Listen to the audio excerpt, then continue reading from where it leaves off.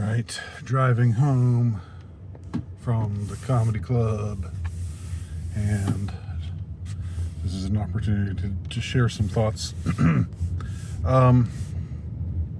We've seen a ton of videos about the women, primarily women who I guess there were a few quote unquote men who also did this, but it was mostly women, and mostly by women I mean women.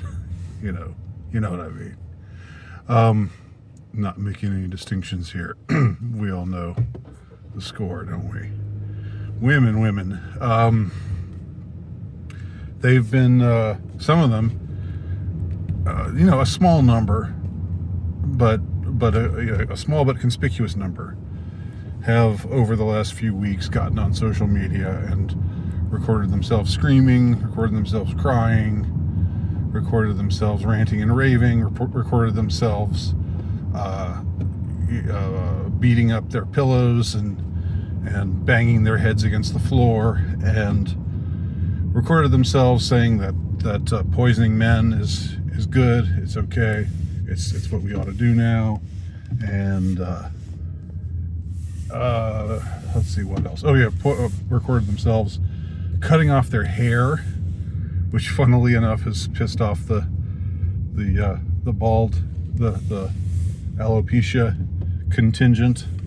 Not alopecia. Is it what's the word? Is it alopecia?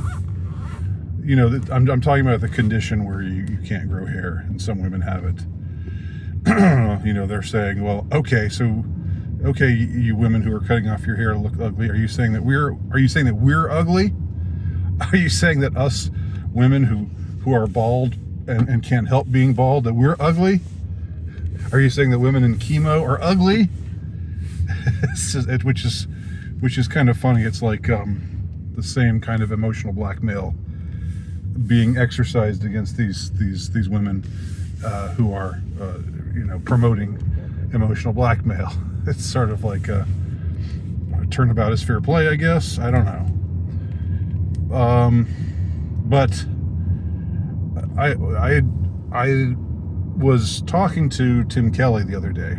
In case you haven't heard his latest podcast, I am on it. It's like I've done like maybe 15 or 20 podcasts with Tim Kelly over the last maybe 8 years or so. He's been very receptive and very, very interested in having me come on board and talk about things, and he's a cool guy. But we were talking about this phenomenon about these women who are these emotionally incontinent women who are displaying their emotional incontinence, on social media. And I said, and it really it kind of occurred to me for the first time. I don't know why it didn't occur to me before then, but I thought to myself, or I actually said, they wanted attention, and we're giving them attention. Even if it's negative attention, even if we're making fun of them, or calling them ridiculous, we're still paying attention to them. I think the proper play is probably just to let it slide, just not say anything about it at all, just to ignore it. And I know in a way that it's sort of hard to do that, because you want to, when you're covering the crazy scene, the crazy contemporary scene, you want to catalog people acting crazy, acting ridiculous. You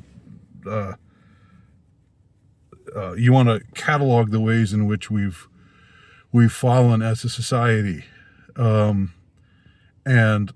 also they're just kind of amusing. They're very amusing, actually. So the temptation is to share them, but I think it's sort of like if anyone has a child I know some others out there besides me have had children. You know that when you have a child, your child is having a tantrum. The thing to do is not to give energy to them, or not to say, oh, look at what my little girl or my little boy is. Look at how she's throwing herself on the floor and oh, isn't this ridiculous? Look at this tantrum. The thing is to just to ignore it, or to just not give it any credence, not pay any mind to it, because it's what a child does. It's a very early stage of attempted emotional manipulation. Where a child wants to get you to stop doing, like, let's say the child wants a cookie, and you're not going to let them have another cookie, then they might throw a fit, and you got to show them that doesn't work. That's bogus. You gotta let them learn that, and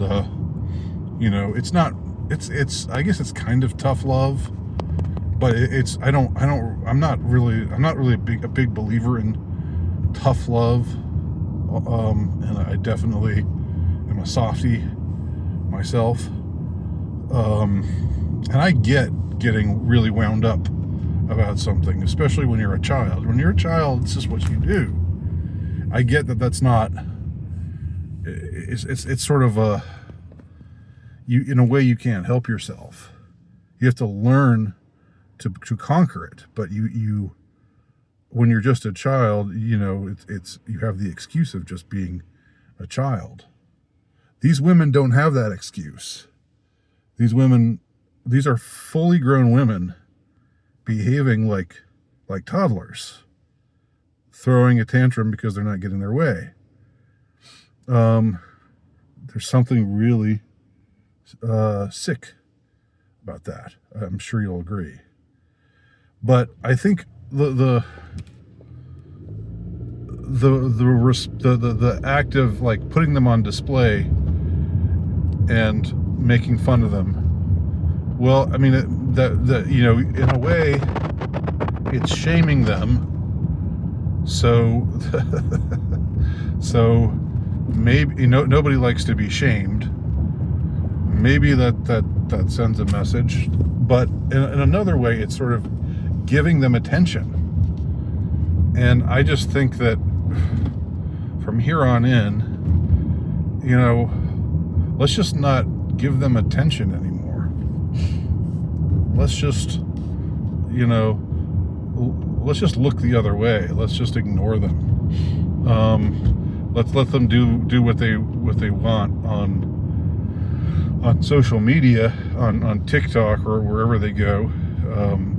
Throw their little fits and just move on ourselves. Just act like they're people of no consequence, because they are.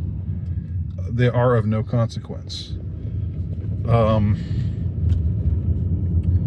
So that's and like, negative attention is still attention.